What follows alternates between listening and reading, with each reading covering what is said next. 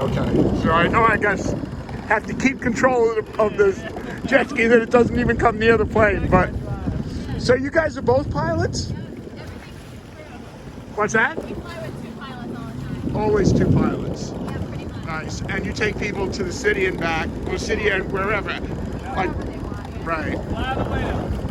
Right. And where are you out of? David? Okay, cool.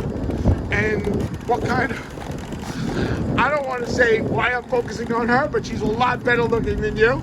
Oh, okay. So, where's the, so you're out of New Haven? Yeah. Okay. And where did you go to school? St. Louis University. Okay, I cool. have an aviation program. So, and my wife, by the way, was a flight attendant. She's retired now for American. So, yeah. But, so, and what kind of plane is that again? Caravan. Caravan, which is made by? Cessna. Cessna, okay. Holds It's 10 beautiful. passengers back. How many passengers? 8. 8 passengers, wow. It is absolutely beautiful. Well, thank you so much. I'm just going to come around the front a little bit and take some video of the front of the plane, and this way you don't have to be nervous anymore.